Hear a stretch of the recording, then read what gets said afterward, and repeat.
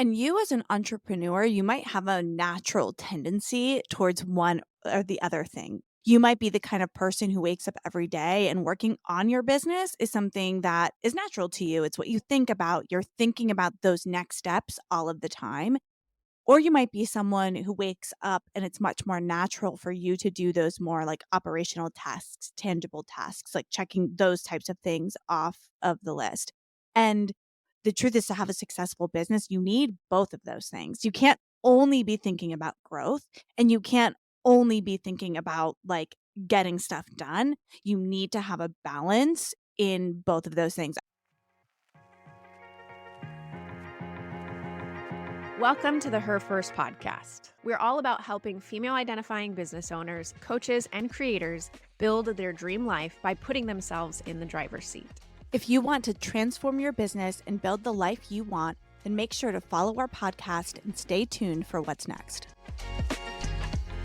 Welcome back to the Her First podcast. Today, we're talking about the difference between working in your business versus working on your business. And you've probably heard the terminology before and maybe thought like, well, what's the difference? And when do I know when I'm working on versus in? And what do those tasks and activities look like? And how am I supposed to appropriately appoint my time? And where am I supposed to be putting my focus depending on the stage, the season that my business is in? So we're going to chat all about that today. And to get started, let's talk about differentiating between the two so you understand where we're coming from when we use that terminology, on versus in. So working in your business looks simply like handling day-to-day operations. It's the executive tasks. It's keeping the business running. That looks like client work that you're doing, any customer service, emails, managing teams, anything that happens on a day-to-day basis, whether you're just creating content, you're filming, you're putting things together that's being executed on a consistent basis to help you move the business forward. It's like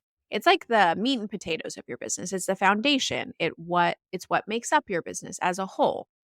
That's working in your business. Now, working on your business is all about growth. It's all about strategy. It's all about that big picture vision. What are you working towards? What are you cultivating? What are you creating for the future? And how are you going to expand, grow, and scale the execution of your day-to-day operations? So that's business development. It's improving processes or systems. It's thinking about scale from an exponential growth perspective. How are you going to get it in front of more people? How are you going to create products and programs in your ascension model? What does that strategic footprint look like? And how are you going to continue to move forward in the long term?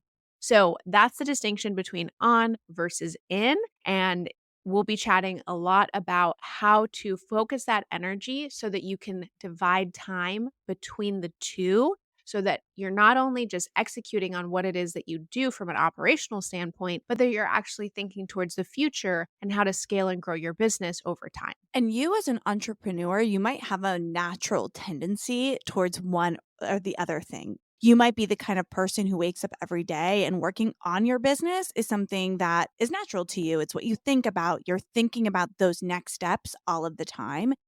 Or you might be someone who wakes up and it's much more natural for you to do those more like operational tasks, tangible tasks, like checking those types of things off of the list.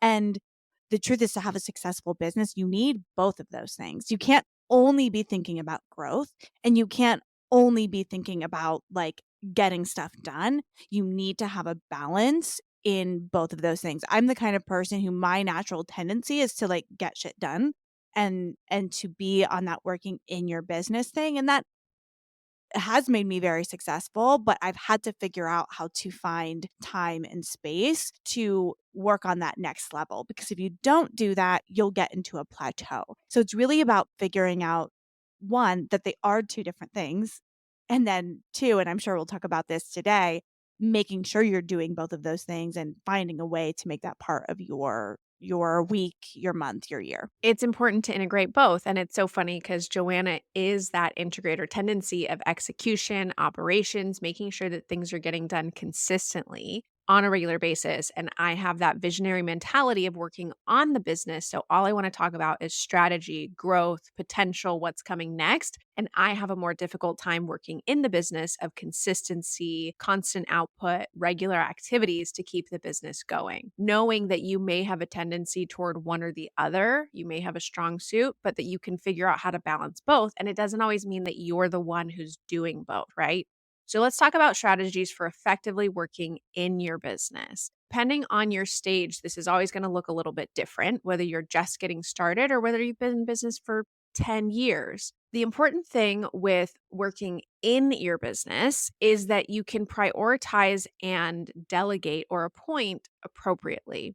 So, task management, using simple software or tools. We've talked about Monday.com before, Asana, Trello, Google, whatever it is that you use for your workflow is figuring out how those tasks and activities in your business are going to be set up in an effective way.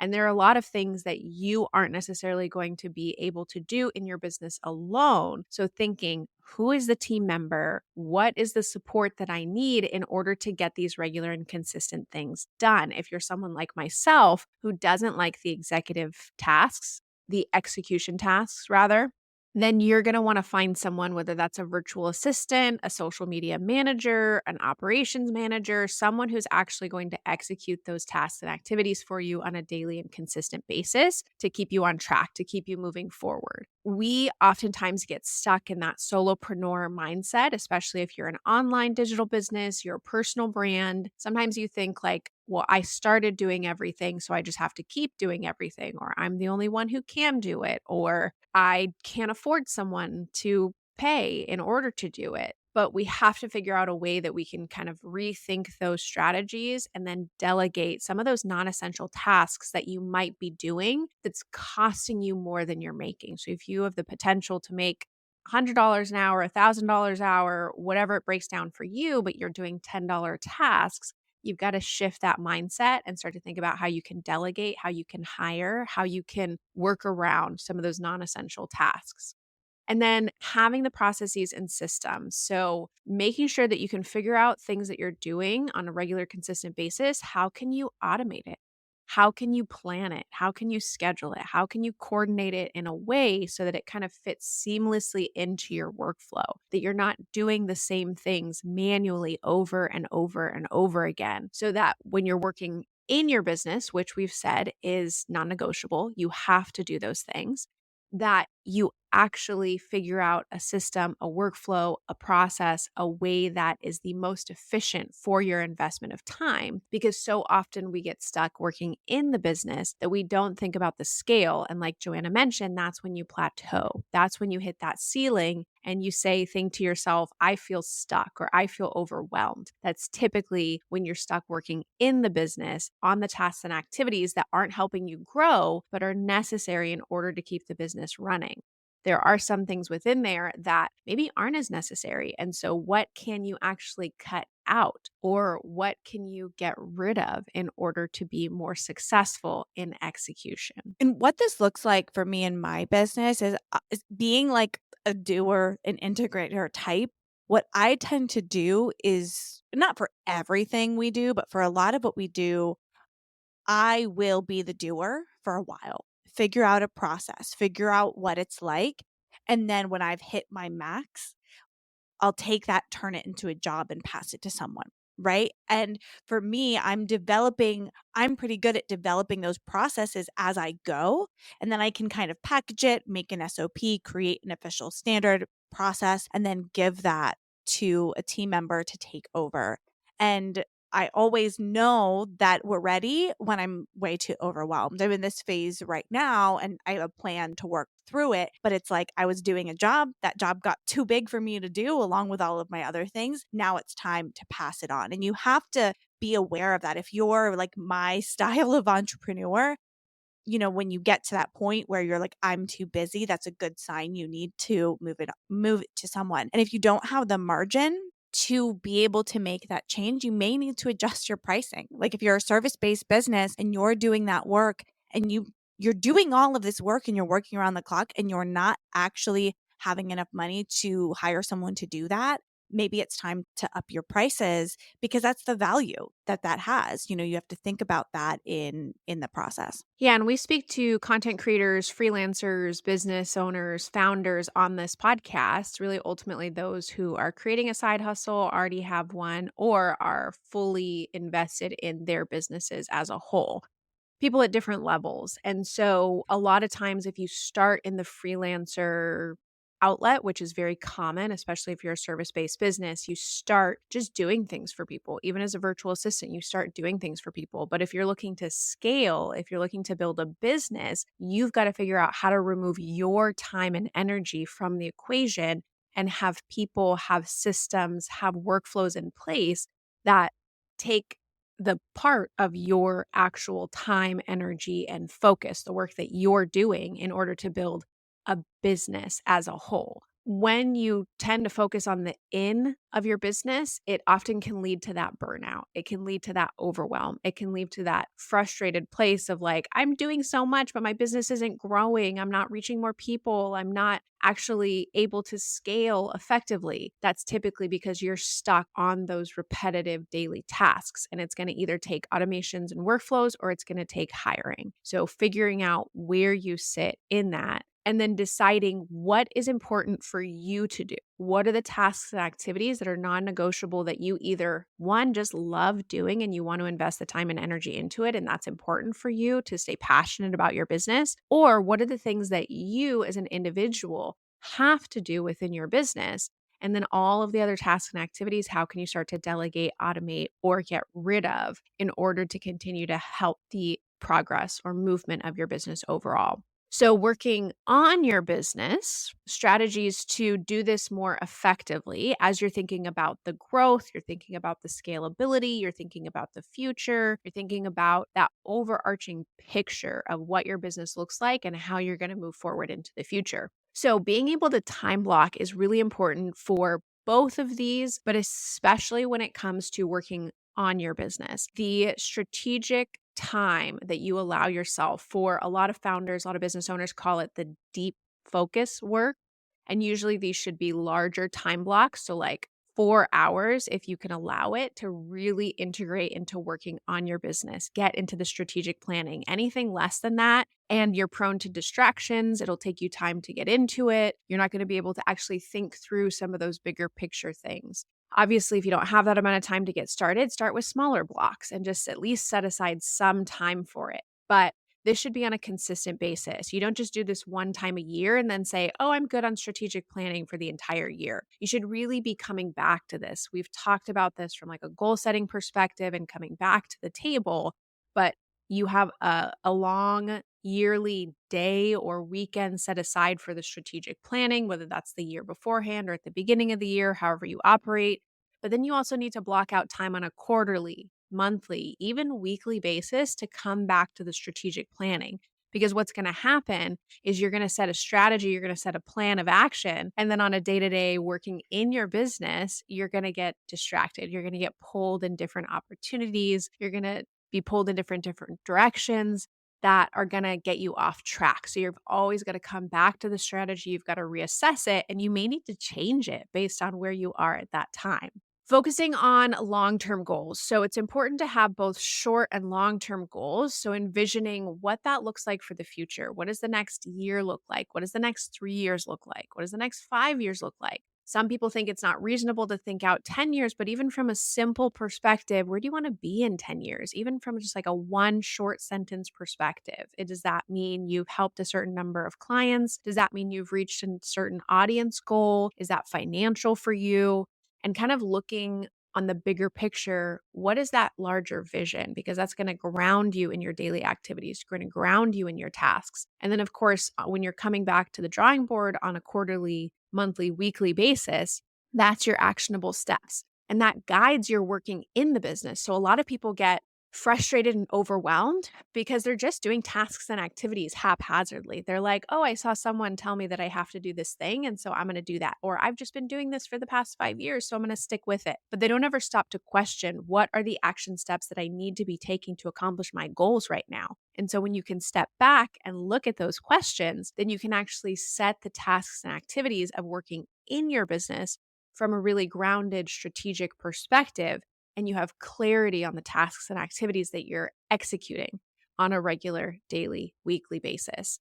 And then part of that strategy, and we've talked about this plenty before, but there's so much personal development and growth that comes with business strategy and overarching big picture vision that comes with who you are, your brand identity, and how you're showing up in your business as a whole. And that's going to take personal development and growth. It's going to take your ability to ask the harder questions. And so, whether that for you is workshops, webinars, masterminds, group programs, personal self reflection and development, whether you're buying a book or listening to a podcast or taking time to meditate, is being able to actually step back, take the time, ask these questions, help yourself move through this, and then get guidance where you need it. You don't have to do this alone. You don't have to be challenged or feel like you're hitting a wall, you're encountering the same blocks over and over again. There are resources, there are coaches, there are mentors, there are people who are here to guide you through that and help you with the overarching business strategy. If maybe you are more prone to working in your business, you come from that freelancer background, you just are focused on tasks and activities. How do you even set up a strategy? How do you think forward? How do you build a scalable picture of where you're headed? Get the support. Joanna coaches, I coach. We have plenty of resources that we can always direct you to and that you can find in order to get that guidance, to get that feedback and help direct you in the way that you are looking to head. And so just continuing to challenge yourself on that front and really give yourself the time, the space, the reflection away from the computer, away from your phone to sink into what it is that you want, where the business is heading, and have that more strategic picture as a whole. It can be really tempting when you're a business owner to just like keep working and working and working and working and working. And when you have a mountain of tasks to do, and when you have a lot of deadlines or things that need to be done, it can be so tempting to just go, go, go, go, go. When in reality, a lot of like your best ideas that make the biggest movement for your business come when you take a step back. And obviously there's a reality. There are tasks that have to be done, especially as you're trying to scale. Scaling is like the hardest thing. Getting from one phase to another does take a lot of work, and it does take a lot of time and working in your business. But if you're stuck there, you're never going to be able to get to that next level.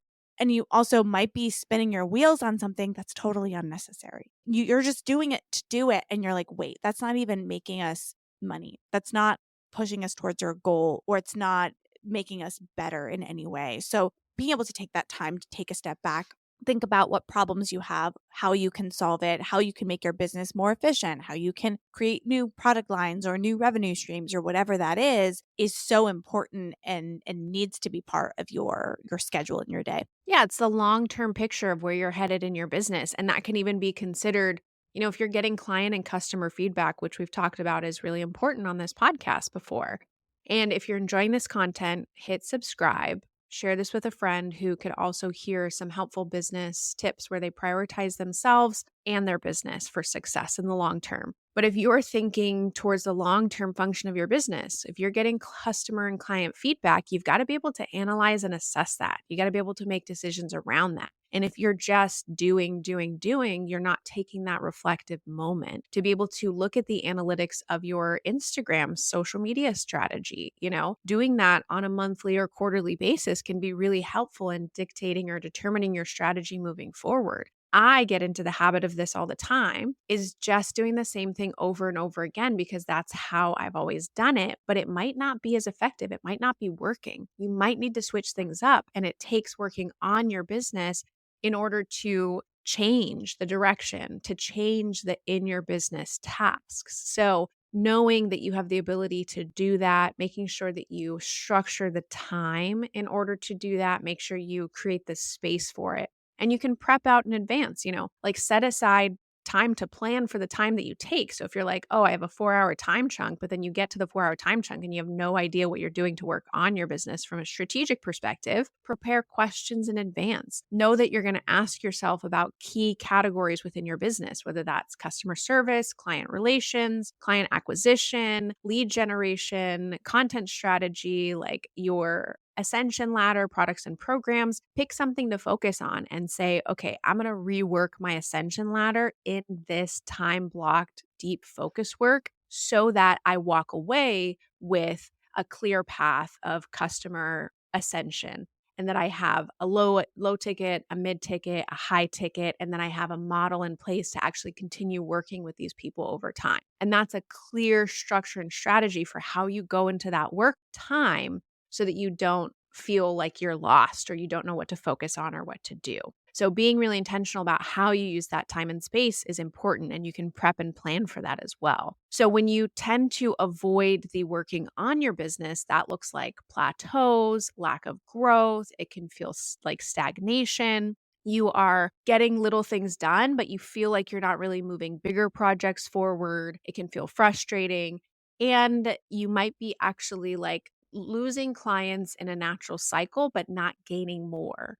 So that can be a part of the process as well. So thinking about that strategy about acquisition and where you're going to reach new people is a big part of working on your business that you have to think about, you have to consider in order to continue forward. So some of the things that we see business owners kind of get trapped in when they're dealing with this on versus in, or they've spread themselves a little too thin, or they're not really focused or prioritizing the right tasks and activities at the right time for what it is that they're doing. And some of the ways to kind of work around that. So, firstly, people often get stuck in the day to day activities when that's where they're comfortable and that's what they know how to do. So if you are someone who transitioned from an employee opportunity to a business owner, a freelancer opportunity, oftentimes you're going to have habits, behaviors, and patterns that you are just used to performing. You clock into work at the beginning of the day, you have this list of tasks and activities to do, you clock out, you're done, and that's it. And so a lot of times people get stuck in that kind of employee mindset when they're just working in their business. And so that's the normal tasks and activities. People get stuck when they're reactive or responsive. So instead of being proactive, creative, and thinking about the new opportunities that they can pursue, they're responding to emails, they're dealing with customer complaints, they're just delivering on the service that they agreed to deliver on. Those are some of the things in which people often get stuck in their business doing. And then for on the business, that's more of that dreamer personality. That's more of getting distracted with shiny object syndrome. So if you find yourself constantly being like, oh, this is a new opportunity, I'm going to go down that route, but I'm going to forget the consistency and the tasks and activities that I was maintaining before this, or the working in the business that I was doing that was actually getting me to success. I'm going to ignore all that and I'm going to go to this new thing and I'm going to try out this new thing.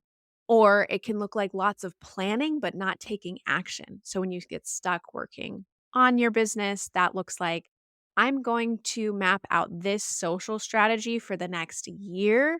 And then I'm never going to implement any of those posting, or I'm going to do like a week and then I'm going to fall off a week and then I'm going to get distracted and move over here.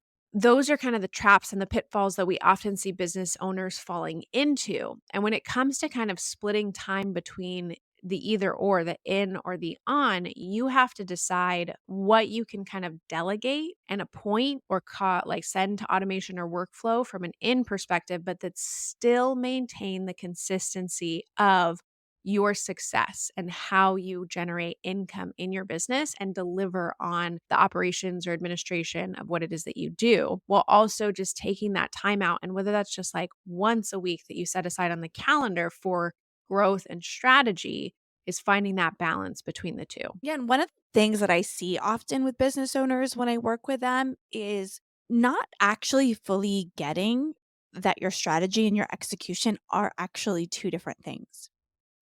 And one of the ways this can be really evident is like one of the things I'll do is like funnel audits or website audits or something like that. And whenever I do that, I always take a step back and talk to them about how they get customers. How do you currently get customers? Where do you find them? What's that sales cycle like? Like, what is working? And 9 times out of 10, their website or funnel and the sales strategy that is actually working don't match up. Like, they don't have the tools that they need to properly, like, execute the strategy that they're doing, because they don't think of strategy and execution as two different things. So you need to take that step back. Even if you're both, if you're a solopreneur or you have a small team, you don't have a big budget and you're doing both things. Say you need a website. This is a very practical example. Say you need a website. If you say, I'm going to tomorrow make my website, and then you go make your website, but you didn't actually separate time to think through the strategy, what are the pages you need? What should it look like? Journey, right? If you didn't think through that strategy and you wake up to do the website, your website isn't going to have any strategy. So it might exist, it might live, but is it strategically involved for what you actually are building? Does it match? Are you picking the things that you need at the highest priority that are going to get sales coming in, and then you'll build this other thing in the next phase, right? Have you thought through that? So what that would look like if your goal for the week was to make your website even by yourself, if you took the whole day Monday to think through the strategy, what are the pages I need? What are the things? What's my business strategy? How does this website help with that? The next day, you're like, I'm just thinking about copy. That's a high level strategy task. I'm going to map that out. And that's before you hit that execution stage of actually putting it on a page. And I think sometimes we think of all of those things together instead of like different phases. Absolutely. There's a distinction between the two, which is why we're talking about differentiating them. The in versus the on. It's not the in on, it's not the on in, it's not together, it's separate. And that's why it's so important to distinguish is having the strategy and the plan of action, even if everything doesn't go according to plan. It's like having and setting aside the time for the strategy and the vision is distinctly different than doing the thing. And people totally merge those two. So, excellent point, Joanna. And thinking for yourself where you might be doing that and how you can start to separate these things out. So, we've talked about kind of the pitfalls that people fall into. We've talked about the distinction between on versus in. We've given you some strategies, but more specifically, here are some things to start thinking differently about how you're approaching working within your business whenever you're investing time, energy, thought, and then distinguishing between the task activities, the strategy, and what it is that you're doing. So, one of the places to start is prioritization. Like, you've got to be able to prioritize high impact activities as the business owner, as the founder of your company. If you're in that freelancer content creator space, it's a little bit different because yes, you are a business owner, but really if you're a solopreneur and you're driving the core of your business, it's going to be different. And I want you to start thinking about how you can start to shift toward the future of being the business owner or the founder and not the person who is the key thing delivering your product or your programs, because you don't have to be. And granted, if you want to stay in the freelancer category, I want to say that's totally fine. Absolutely no judgment. You don't have to go either direction. But if you do want to have a business that offers more time freedom, more flexibility, more opportunity for the future, as well as scalability and growth, you are always going to be your biggest limiting factor. So consider that and think importantly about how you're prioritizing the things that you're doing. So often, and I fall into this trap even today. Like, I am not excellent at this because I struggle with just wanting to kind of knock off the easy things off my checklist and not put the time and energy into the really important things. And so we're in pitch deck creation mode. And I've spent so much time and so much energy on these and gotten a ton of feedback. And now I have to get my feedback and my notes to my graphic designer to do the things. And it's just like, it takes a lot of mental energy. And so it's really easy to be like, oh, I'm just going to put some time into some content. Oh, I'm just going to put some time into emails. Oh, I'm just going to pitch these people. Oh, I'm going to do this podcast interview. Like, those are all really great things. But I'm kind of avoiding the high priority, important, like mental focus, deep focus work activities. And I have to recognize that. And you have to recognize that for yourself. Where are you avoiding certain things that are actually going to move you forward? So identifying the tasks and activities that are going to drive the value in your business. And again, thinking about what is it that you are responsible for doing? What are those important things that only you can do? And then how can you reappoint other activities, tasks, delegate, hire in order to help with those other things that are pulling your time and your attention? Managing your time is so incredibly important as a business owner, as a freelancer, as someone who governs their own time. So, as an employee, you clock in, you're given tasks, you have meetings maybe set for you. You're not necessarily in charge of what you're doing. As a business owner, as a content creator, as someone who's out there trying to change the world, being an entrepreneur, you are responsible for your schedule, hands down. And you get to dictate and determine how your schedule is leveraged.